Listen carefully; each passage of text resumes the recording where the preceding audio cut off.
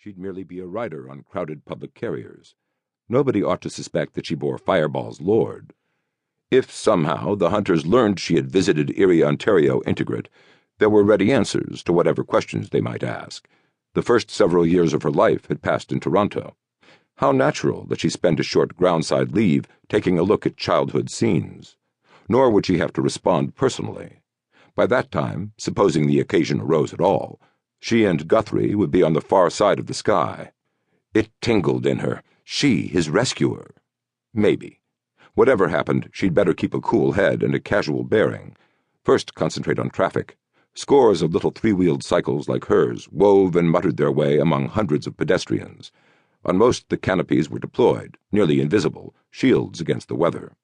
She had left her bubble folded, in an irrational wish to be free today of even such slight confinement. Nothing larger was allowed on this street, but vans threw their noise and shadows down off the monorail overhead. Now and then a flitter went whistling above them. No matter how hard the times, here the megapolis churned. Turbulence eddied from each of the bodies and bodies and bodies that hurried, dodged, dawdled, gestured, swerved, lingered. Colors and faces lost meaning in their swarm. The air was thick with their breath, harsh with their footfalls and voices. Wind drove clouds like smoke across the strips of sky between walls. It struck through Kyra's happy coat. Her blood welcomed the sharpness, which cut away part of the stench and claustrophobia.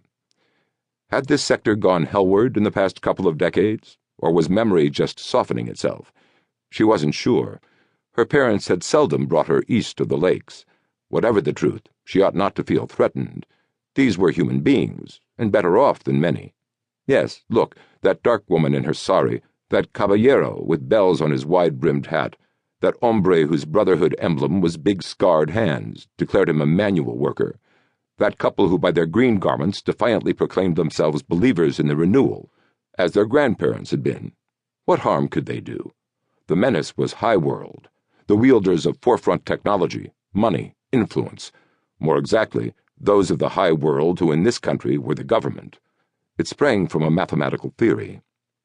Nevertheless, grimy cliffs, murky doorways, guards in shops where the windows once held more and better goods, the crowd above all, took on a nightmarishness. Was she following an asymptote, struggling closer and closer to the blue theta, but never quite to reach it? Abruptly, she did. Gigantic though it was, the complex had been hidden from her by the surrounding masses. Nor could she now see it as a whole. A kilometer away and well aloft, vision would have swept up walls, piers, arches, roofs, towers, a soar in azures and whites, to the Greek letter crowning the central spire. Here she made out only height and a broad gate standing open. It was enough. Gladness leaped.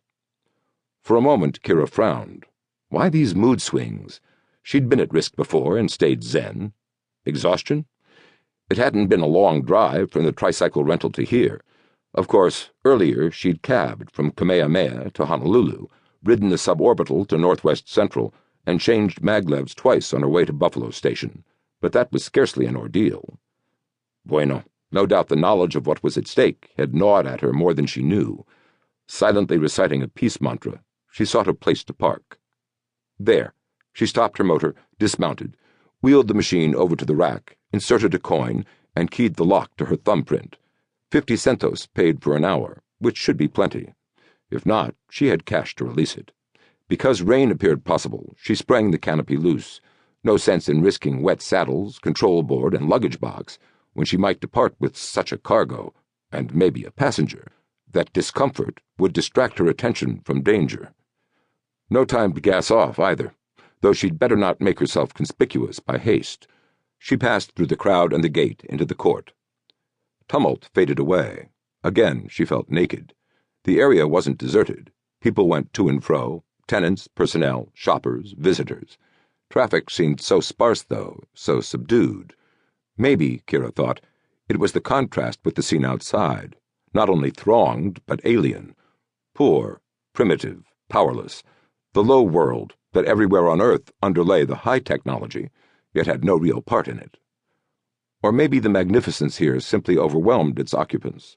Mosaic pavements surrounded fountains, gardens whose flowers and shrubs were the work of genetic artists, an outsized hollow.